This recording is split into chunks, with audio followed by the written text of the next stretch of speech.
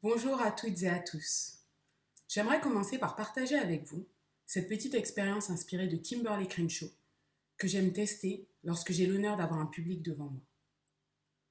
Mais comme vous le savez, avec ce contexte de crise sanitaire, ce n'est pas le cas aujourd'hui.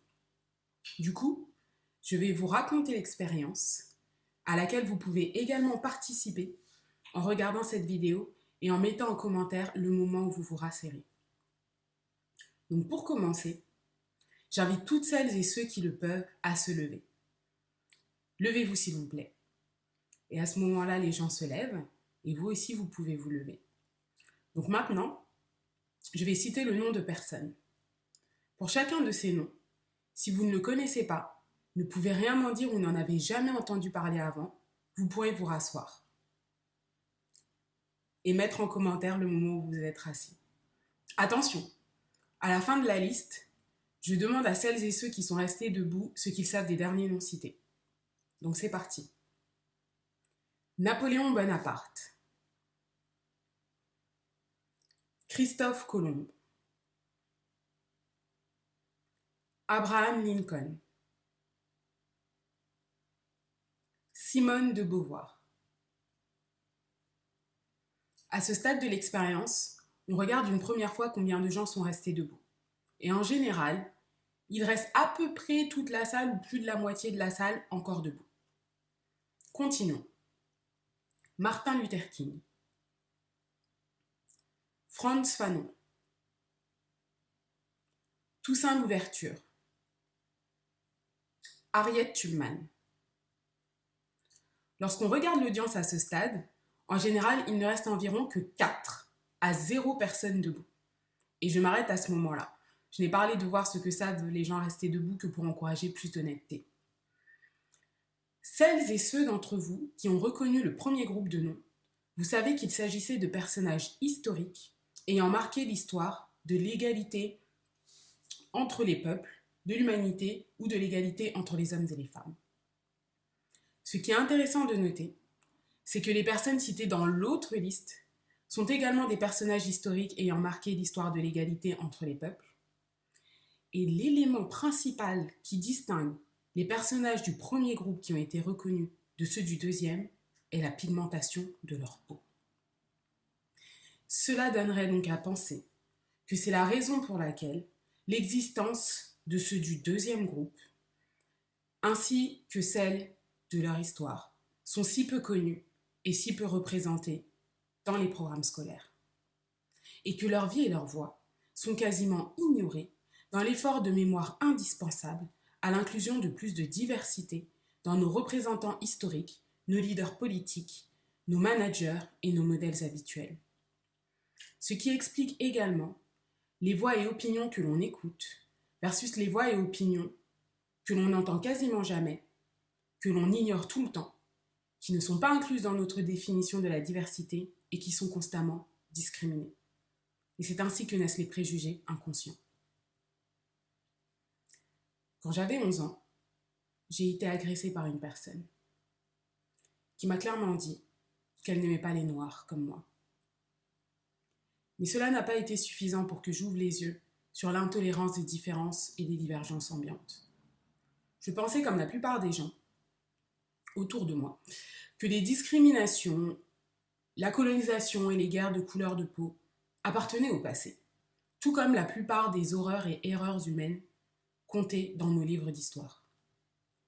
C'est seulement plus tard que j'ai compris que les préjugés inconscients, issus de notre histoire, et les discriminations ordinaires n'étaient pas limitées à la couleur de la peau.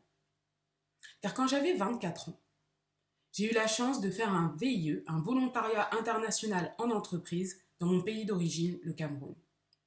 En travaillant là-bas en tant que mini-expatriée, j'ai pu voir et vivre les inégalités considérables qui existent encore entre nous, les Français privilégiés occupant la plupart des hauts postes des nombreuses entreprises françaises implantées là-bas, et elles, les populations locales qui ne bénéficient encore que très peu des nombreuses richesses qu'offre le Cameroun, ainsi que la plupart des pays du Sud. Et c'est ainsi que j'ai découvert que ce problème ne me touchait pas seulement moi, mais qu'il existait des études sociologiques internationales démontrant l'ampleur des discriminations de toutes sortes au niveau global dans toutes les sociétés. Dans la continuité de ces discriminations, il existe également l'intersectionnalité, à savoir la situation d'une personne subissant en même temps plusieurs formes de discrimination ordinaire. Car à l'heure du féminisme et du calcul incessant de la parité, à l'heure de la libération de la parole et du soutien de la cause LGBTQA, on parle beaucoup des inégalités hommes-femmes, dont je suis une fervente défenseuse également, mais qu'en est-il des inégalités entre noirs et blancs, entre personnes handicapées et personnes dites normales, entre immigrés ou potentiels immigrés et français, voire européens et descendants d'Européens ou potentiels expatriés, ou encore entre riches et pauvres. Durant mon séjour au Cameroun, j'ai également eu le malheur de voir ma cousine Karine négligée et laissée pour morte, quasiment sous mes yeux, tant sa vie ne valait rien aux yeux du personnel médical local. Et si Karine est morte, si brutalement, c'est que son genre, sa classe sociale modeste et même sa couleur de peau n'ont sûrement pas aidé lorsqu'il a fallu valoriser l'importance de son existence et de sa vie. Un peu comme le système éducatif a ignoré l'importance de la vie et de l'histoire de personnes comme Harriet Tubman, qui a pourtant sauvé des dizaines d'esclaves à elle seule, alors qu'elle était elle-même ni esclave. Et c'est cet épisode traumatisant qui m'a fait prendre conscience de la profondeur des discriminations et des inégalités et des préjugés. Ma cousine Karen était une femme noire, aux revenus plutôt modestes et rentrant également dans la catégorie de potentiels immigrés, car c'était une femme noire camerounaise. C'est dans le jargon des afroféministes, des féministes qui prennent également en compte les inégalités liées à la race, au genre, au sexe, à l'orientation sexuelle, à la classe sociale, à la situation de handicap et j'en passe, qu'on dit que ma cousine Karine a une grande intersectionnalité, car elle subissait en même temps plus d'une seule forme de discrimination ordinaire à la fois. Car oui, notre diversité est vraiment grande. La loi définit 25 critères différents de discrimination, et oui, le genre, le sexe et l'orientation sexuelle sont 3 choses différentes. Et découvrir l'intersectionnalité est ce qui m'a permis de rechercher plus de cette diversité dans nos personnages clés et dans les figures auxquelles nous nous identifions au quotidien, tout comme dans les histoires que nous choisissons de retenir et de croire. Comme par exemple dans cette histoire, où il y a préjugés. 3 médecins ont un jeune frère Robert, qui lui pourtant affirme ne pas avoir de frère. Dans cette histoire, qui ment? Eh bien personne. Robert a 3 sœurs. Mais soyons honnêtes, combien d'entre vous n'ont pas imaginé 3 hommes, probablement blancs, lorsque j'ai mentionné ces 3 médecins? Mais ne vous inquiétez pas, je vous comprends, car il est vraiment difficile d'inclure plus de diversité dans nos représentants du monde quand tous les modèles classiques qui nous sont donnés et qui nous sont proposés massivement dans les médias ont quasiment tous le même genre, la même couleur de peau, la même forme et le même type d'intelligence. Mais que se passerait-il si, au lieu de juger les gens par rapport à ces multiples critères non pertinents, on prenait en compte toute la diversité possible dans nos emplois et dans nos managers? Les discriminations dans le monde de l'emploi sont parmi les plus étudiées. Et les études montrent que c'est toute la société qui perd lorsqu'on n'exploite pas une partie des cerveaux et que l'ensemble des employés n'osent pas exprimer leurs idées car ils ne se sentent pas assez représentés auprès de leurs managers qui ne leur ressemblent pas. De plus, les entreprises qui incluent plus de diversité dans leur direction ont également tendance à mieux servir leur clientèle qui, elle, représente l'ensemble de l'arc-en-ciel humain de la société. J'aimerais donc vous inviter à imaginer les bénéfices de l'inclusion de tous dans la recherche de solutions aux plus grands problèmes socio-environnementaux du moment. En effet, les entreprises qui incluent plus de diversité dans leurs managers font en moyenne 20% de profit de plus grâce à leurs innovations. Et celles qui optent pour la diversité ethnique et culturelle ont 33% plus de chances d'avoir des profits au-dessus de la moyenne, notamment grâce à leurs relations clients. Ainsi, il est indispensable de prendre conscience dès maintenant que le racisme, la discrimination systématique de certaines vies et de certaines voix existent toujours même en France en 2020. Surtout lorsqu'on est enfermé dans un système où les voix sont comptées et non pas écoutées. Les discriminations existent en nous, aussi bien au niveau individuel qu'au niveau collectif, et parfois même, elles nous empêchent de nous écouter nous-mêmes, ou de réaliser l'importance des voix et de la vie de chacun d'entre nous. Et là, quelle est la place de la démocratie? Et que faire face à ce constat amer? C'est pourquoi aujourd'hui, en plus de vous parler de comment le manque de diversité dans la démocratie en France est la cause de la plupart de nos problèmes de société, car un seul type de personne ne pourra jamais les régler, j'ai envie de vous inviter à prendre une bouffée d'oxygène pour plonger dans un rêve de démocratie pertinente comme en Islande, au Danemark ou en Suisse. La démocratie pertinente, c'est quand on cherche avant tout à améliorer la vie de chacun sans se reposer systématiquement sur les mêmes représentants classiques. Dans ce système, on commence par s'assurer de prendre en compte toute la diversité existante dans le groupe concerné. Mais j'ai également deux questions. Honnêtement, n'est-il pas l'heure de plus de diversité? N'est-il pas temps de cesser d'évaluer les compétences en fonction des origines, des horizons, critères non pertinents? Tout d'abord, quand je dis diversité, ce que je veux dire, c'est démos, le peuple, nom masculin singulier, dans lequel 70 millions de Françaises et Français, tous différents, sont malheureusement comptés, mais trop rarement écoutés.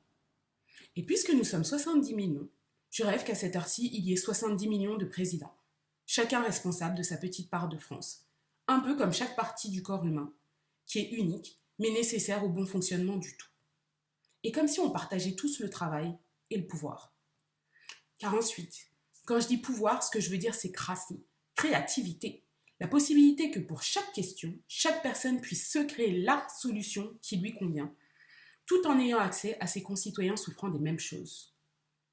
Car si j'ai bien appris quelque chose en tant qu'ingénieur, c'est que pour trouver une vraie solution, il n'y a pas plus créatif et pertinent que la personne qui vit le problème au quotidien, en grandeur nature, et pour qui c'est une question de vie ou de mort. Parce qu'enfin, l'urgence du changement démocratique nous rappelle que chaque membre doit cultiver sa singularité et parler ouvertement mais avec bienveillance des discriminations existant autour de lui, car autrement, on n'aura plus un problème de vivre ensemble, mais plutôt de mourir ensemble. Car sans diversité, il n'y a pas de vie constructive. Et si vous vous demandez comment, eh bien en incluant un maximum d'intersectionnalité. Car à ce jour, tous les ingénieurs connaissent les big data et le clustering, techniques permettant la participation démocratique en quelques clics et directement. Mais beaucoup d'entre eux, mais beaucoup, trop peu d'entre eux, sont de jeunes, femmes, noires, de banlieue et atypiques, donc exclus, sans emploi et sans réseau. Donc voilà, c'est pour ça que je crois que, comme un seul corps, là, maintenant, tout de suite, il est nécessaire de rassembler toutes nos divergences afin de bénéficier de toute la créativité qu'offre notre diversité et d'enfin générer les 150 milliards d'euros que nous coûte le manque de diversité dans nos entreprises de France, pays pourtant si profondément cosmopolite. Et oui, 150 milliards d'euros. C'est le coût économique de l'abandon des hauts potentiels divers qui ne sont que trop rarement représentés à la tête de nos institutions clés. Et c'est brutal, comme le quotidien de millions de Françaises et Français systématiquement exclus. Alors voilà le rêve. Allons-y, les citoyens, les étudiants, les gens, les jeunes, arrêtons de nous opposer et de diverger. Regroupons-nous en démocratie pertinente grâce à 3 actions clés. Premièrement, une prise de conscience. Prendre conscience que les discriminations sont encore présentes en nous, car nous vivons dans un système discriminatoire. La démocratie actuelle nous invite à choisir des représentants qui au final ne représentent qu'un seul type de personne, alors que nous sommes près de 8 milliards d'êtres humains différents sur la planète et 70 millions rien qu'en France, avec une magnifique diversité ethnique, de genre, d'âge, de situation de handicap et plus. Prenons conscience de notre propre intersectionnalité. Suis-je discriminée ou suis-je plutôt privilégiée? Quel est le degré de diversité autour de moi et dans mes représentants classiques? Deuxièmement, par une prise de parole. Est-ce que j'ouvre la voie à plus de gens issus des minorités visibles et invisibles? Est-ce que j'écoute les parties de moi-même que j'ai tendance à discriminer? Est-ce que je parle ouvertement de l'existence des discriminations et de leur impact négatif sur notre société? Comme de nombreuses entreprises aujourd'hui qui ont fait le choix de plus de diversité, je vous invite à exprimer et promouvoir la non-discrimination. Troisièmement, par la prise d'action. Est-ce que je recherche des modèles issus de la diversité? Est-ce que j'ose exprimer honnêtement ma singularité? Est-ce que je prends la responsabilité de mes préjugés inconscients afin de les changer? Pour conclure, rappelons-nous que les discriminations sont encore vivantes en nous aujourd'hui et qu'il faut un travail actif pour s'en défaire et aider les autres à s'en défaire. Et enfin, réalisons que la lutte contre les discriminations crée plus de richesse, de sagesse, de savoir, de créativité et d'innovation pour tous. Et si vous pensez que c'est impossible, alors incluez-nous tous, et moi, et mon honnêteté, pour qu'ensemble on vous montre ce qu'on sait faire depuis l'époque du cartable dans nos cités, à savoir créer de l'unité, non pas malgré, mais bel et bien grâce à de la diversité. Merci.